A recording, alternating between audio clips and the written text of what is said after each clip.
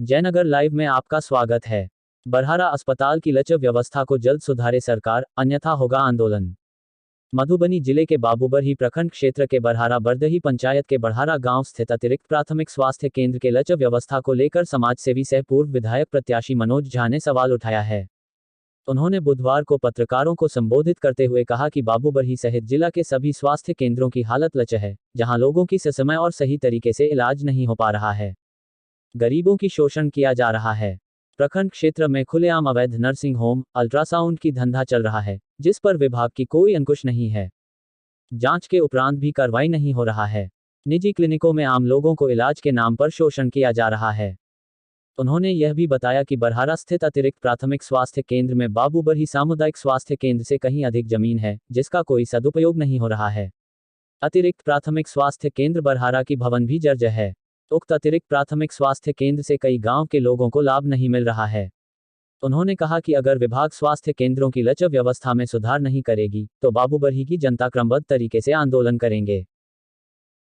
यह तो छिपा हुआ किसी से नहीं है कि मधुबनी में स्वास्थ्य की व्यवस्था क्या है, सरकारी हॉस्पिटल हो या प्राइवेट हॉस्पिटल। तो एक जगह जहां यह बात बिल्कुल से व्याप्त है कि प्राइवेट हॉस्पिटल्स जो है किस तरह से लूट घसोट पब्लिक के साथ कर रहा है, उसका मेन कारण यह है कि जो सरकारी हॉस्पिटल है उसमें व्यवस्था नाम की चीज़ नहीं है। लोग मजबूर होकर प्राइवेट में जाते हैं और प्राइवेट हॉस्पिटल जो है उनके साथ यहाँ तक व्यवहार कर रहा है कि जब वो मर जाते हैं उसके बाद भी वेंटिलेटर लगा के उनसे पैसा वसूलने का काम किया जाता है। तो यह जो अपराध हो रहा है, इस अपराध को अगर रोका नहीं गया तो यह बिल्कुल मधुबनी जिला स्वास्थ्य व्यवस्था के लिए तो सबसे गंदा अभी माना ही जा रहा है। लोग किसी भी बीमारी में, हार्ट अटैक तक की बीमारी में वो डरेंगे यहाँ के हॉस्पिटल आने से। वो सीधा सोचेंगे कि हम मधुबनी से बाहर ही जाकर इलाज कराएं और रास्ते में उनकी मृत्यु हो सकती है। मतलब मेरे कहने का यह मतलब है, मौत के खौफ से भी ज़्यादा खौफ जो है ये सरकारी हॉस्पिटल में आने पे आम आदमी को हो रहा है। और जिस स्वास्थ्य केंद्र पे अभी हम उपस्थित हैं, ये बाबूबरही जो प्रखंड है उसका एडिशनल स्वास्थ्य केंद्र है। एडिशनल स्वास्थ्य केंद्र कहने का मतलब यह है कि बाबूबरही में एक मेन स्वास्थ्य केंद्र है, उसके बाद इसको एडिशनल स्वास्थ्य केंद्र कहते हैं। बरहारा में हैं जी? हाँ, अभी हम बरहारा में हैं, तो ये एडिशनल स्वास्थ्य केंद्र बरहारा में हम हैं। और जो एडिशनल स्वास्थ्य केंद्र बरहारा में जो कागजी रूप से दिखाया जा रहा है वो बिल्कुल ही मतलब कि हो नहीं रहा है, असत्य है। कागज़ में दिखाया जाता है डेली डॉक्टर आते हैं, कागज़ में दिखाया जाता है डेली जो है वो मेडिसिन का वितरण होता है, लोगों का सुचारू ढंग से इलाज होता है। बहरहाल यह स्थिति इस हॉस्पिटल के पास इतना ज़मीन है कि जो बाबूबरही प्रखंड हॉस्पिटल है उससे कहीं ज़्यादा ज़मीन इस हॉस्पिटल के पास है। और यह बहुत ही घनी आबादी के गाँवों को जोड़ता है। एक साइड यहाँ बसा है, दूसरा गरही नवटोल है, बरदाहा है, बरदाही है, बरहारा है। तो जब कोई घटना घटती है किसी के साथ और हॉस्पिटल का जरूरत पड़ता है तो नज़दीकी हॉस्पिटल में वो जाने के लिए चाहते हैं।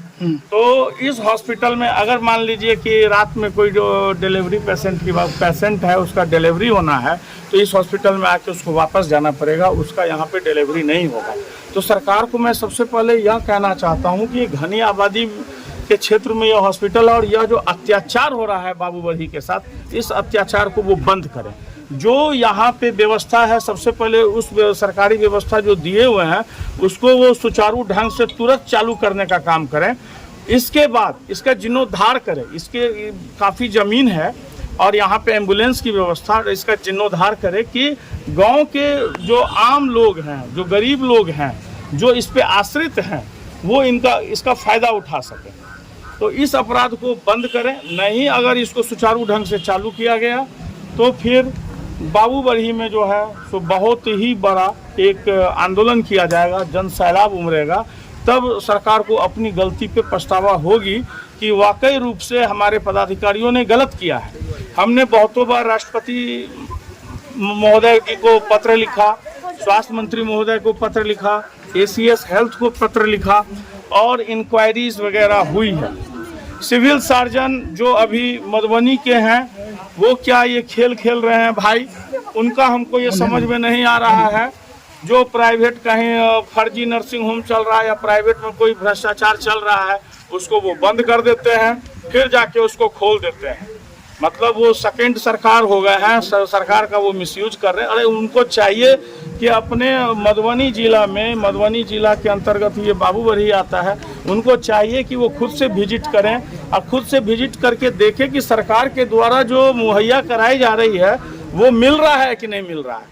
इसके उपरांत वो क्या करते हैं, बंद कर दिया खोल दिया, बंद और खोल का काम कर रहे हैं ये सिविल सर्जन जो मधुबनी है।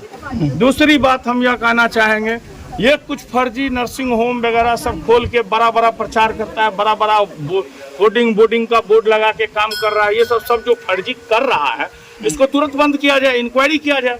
सिविल सर्जन को इंक्वायरी करना चाहिए, इंक्वायरी करके इसको बंद करना चाहिए। जो स्वास्थ्य के साथ अपराध हो रहा है, जो कोई रोग से बिलख रहा है, मर रहा है, उसको तुरंत उपचार चाहिए। उसके साथ जो कोई अपराध करता है उसको तो किसी भी तरीके से क्षम्य करने योग्य है ही नहीं। जब हम आपको अभी बताएंगे, कुछ दिन पहले नवजीवन हॉस्पिटल पे जिस तरह की घटना हुई वो लिखित रूप में सामने आई। खुद सिविल सर्जन ने कहा इसने गलत किया है, ओटी का नोटबुक मांगा गया, डॉक्टर आते हैं जाते हैं उसका रिकॉर्ड मांगा गया। आज पेशेंट जीवित है तो आपने 50,000 या 25,000 फाइन लगा दिया। वो पेशेंट अगर मर गया होता या वो महिला पेशेंट जिसके साथ नग्न अवस्था में रखा गया, अगर उसको कुछ हो जाता तो क्या ये 50 और 25,000 फाइन करके छोड़ते? तब क्या ये अपराध बदल जाता?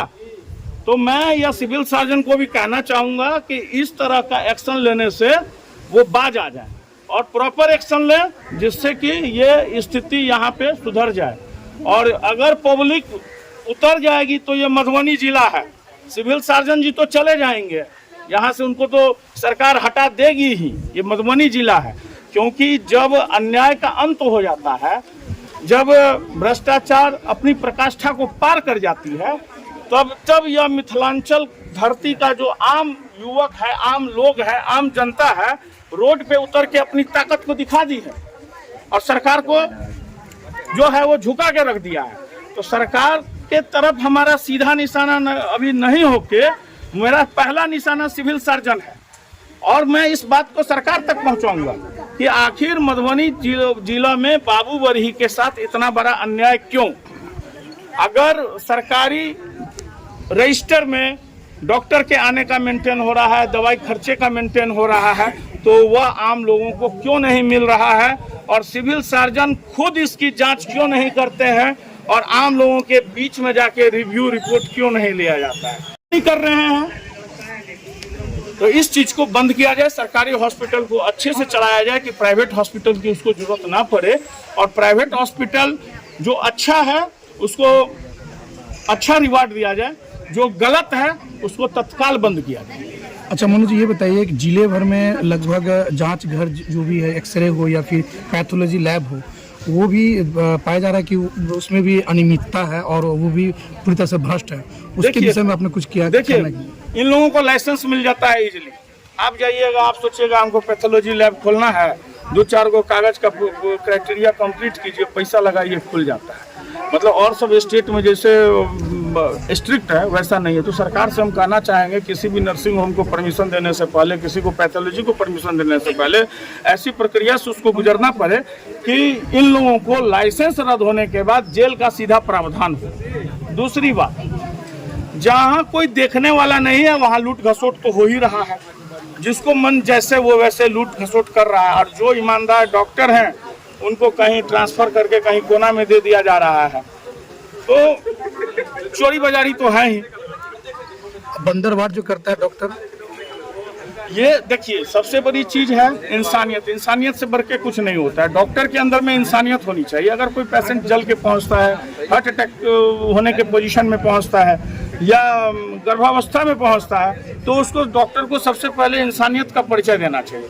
वहाँ उससे दुर्व्यवहार तरीके से बात करते हैं, उसको बेड नहीं मिलता है, उसको धक्का धुक्की होता है, उसको सही उपचार नहीं होता है, तो ये सब अपराध है। उसी अपराध के बारे में तुम तब से कह रहे हैं। आप ठीक है, उसको तुरंत इन्वेस्टिगेशन करके उसको सुचारू ढंग से चलाने के लिए।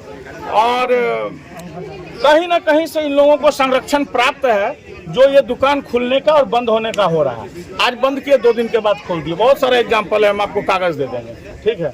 तो संरक्षण तो प्राप्त है, अब किसका संरक्षण प्राप्त है और किन किन का संरक्षण प्राप्त है, इसको वैसे बोल पाना बड़ा मुश्किल है, लेकिन समझिए बहुत लोगों का संरक्षण प्राप्त है। ऐसा भी मुद्दा सामने आ रहा है कि जिला से लेकर सामुदायिक भवन तक एक ही पद पर बरकरार है 2500-2000 साल से, उस तरफ का वस्तुतः यह बात है। ट्रांसफर पोस्टिंग होते रहने से जो है वो जो एक लोकल पॉलिटिक्स वाली बात होती है वो तो खत्म हो ही जाती है। वो तो होना ही चाहिए। ट्रांसफर 3 साल पे 5 साल पे जो सरकारी नियम है वो होना ही चाहिए, वो नहीं हो रहा है। ये सबसे अपराध तो बढ़ ही रहा है। अपराध मतलब आप कहिए ना कि ये अपराध प्लस पॉइंट का रीज़न बन रहा है। अगर आप लोग भी मधुबनी जिला या जयनगर से हैं तो जयनगर लाइव को ज़रूर सब्सक्राइब कीजिए, क्योंकि ये छोटे बड़े हर न्यूज़ को कवर करते हैं। तो लाइक कीजिए, शेयर कीजिए, सब्सक्राइब कीजिए। Thank you.